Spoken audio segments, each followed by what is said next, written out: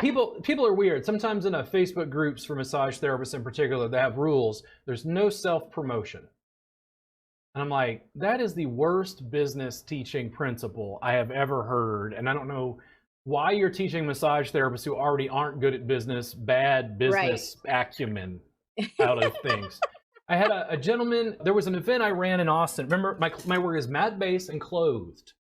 I created an event years ago called the Time Massage Jam. And the Time Massage Jam was where I got together for 8 years, every Thursday night for 5 hours.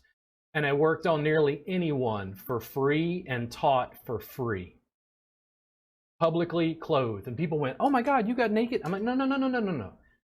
This is a community bodywork event. Everyone is clothed. I take out my cameras, film, stream, talk to people. Somebody comes in with shoulder pain. They can't normally afford my session fee. And I go, cool, I'll just work on you for free at the jam. Yeah. Community bodywork event.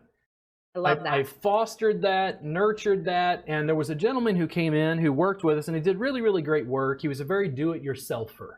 He would do a lot of repairs on his own house because he would watch YouTube videos. And long story short, he eventually took, I think, my intro to Thai massage class, which is mat-based. A year later, I get a phone call from an angry massage therapist who says, hey, so-and-so is, practicing massage without a license.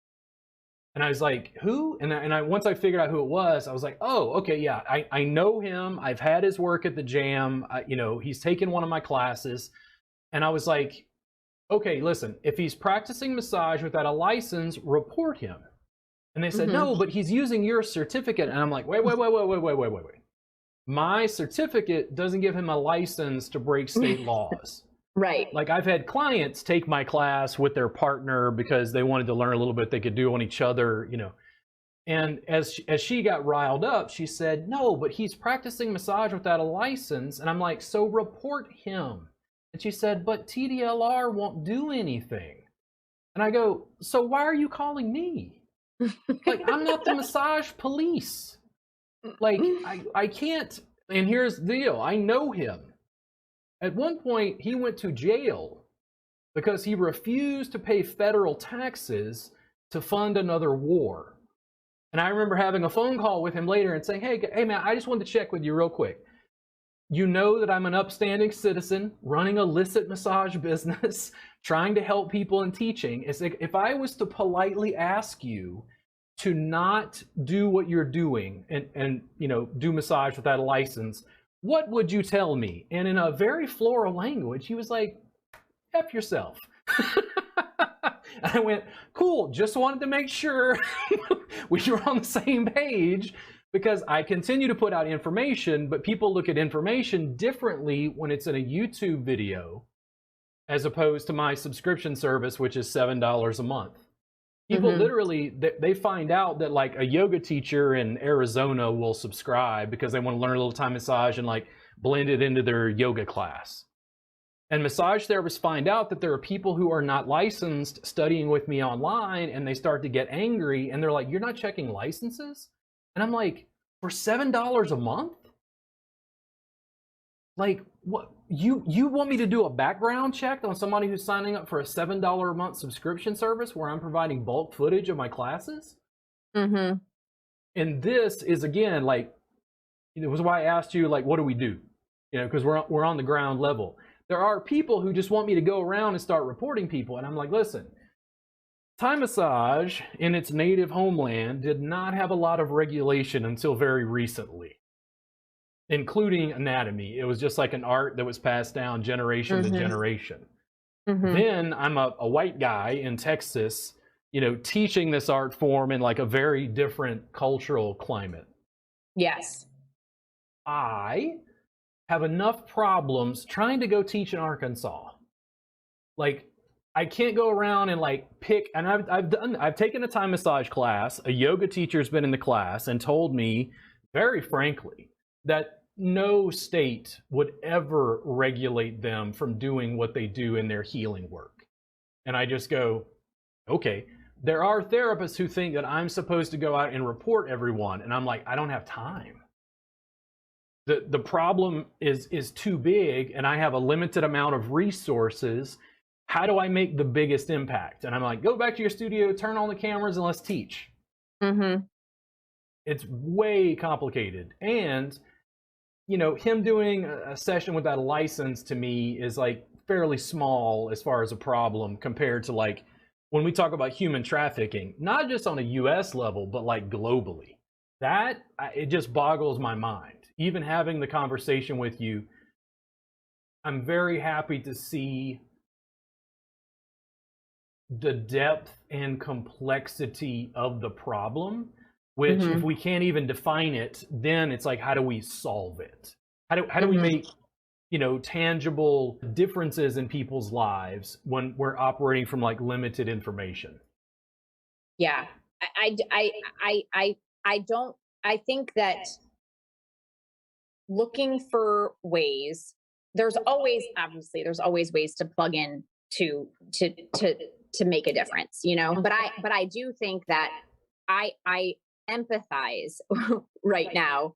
That's why I wrote the op-ed, because I empathize with the regulations and the just the onerous regulations that are being put on small business owners for really reasons that are based in a lack of understanding of what's actually going to help and what's actually going to work. So, you know,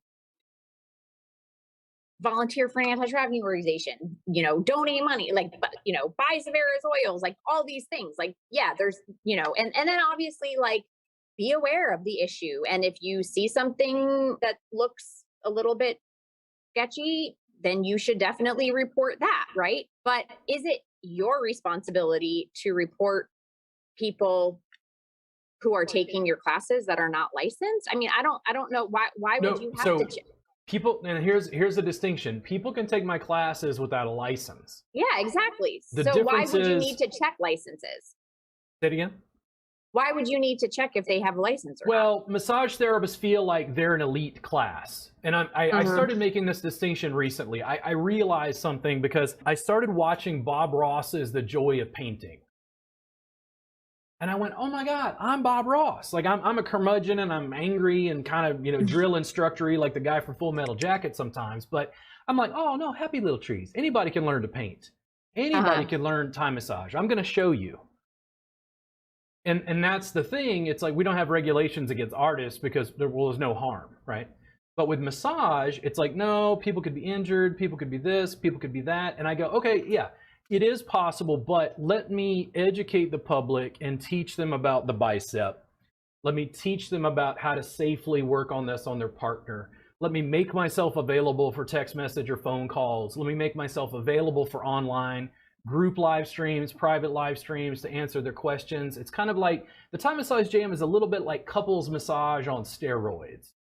It's getting a community of people together. And one of the things I found, anytime I went to a state, all the therapists in my classes were like, man, I wish we had a Thai Massage Jam here, but Austin massage therapists don't participate in the Thai Massage Jam.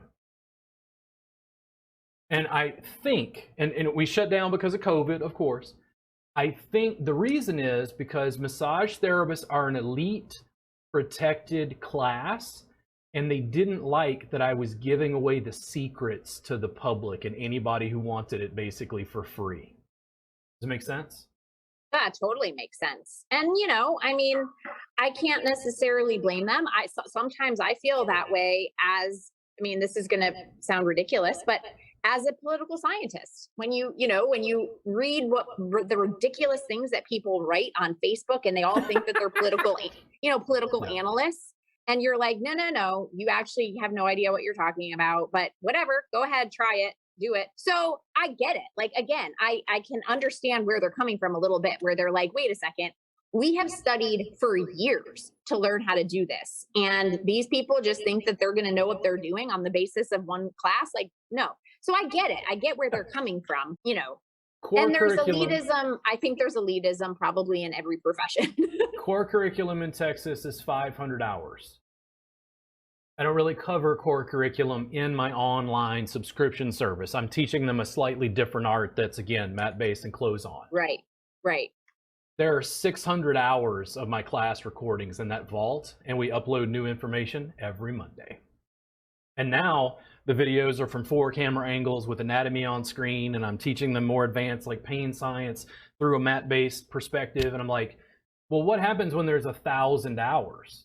Because I don't think, when I watch Bob Ross, I think he knew that not everybody was going to pick up a brush and do it. But one of the things I really liked about his stance, when I recognized myself in him, was like he was so encouraging and saying, yeah, anybody, you can paint a tree. Come on, let me show you how.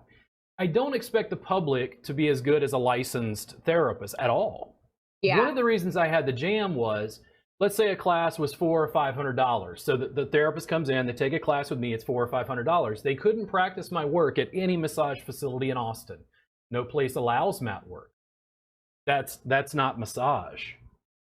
So I would let them come to the jam to continue working with me, networking with me, find a job if a mat-based facility opened, and continue to essentially train them for free.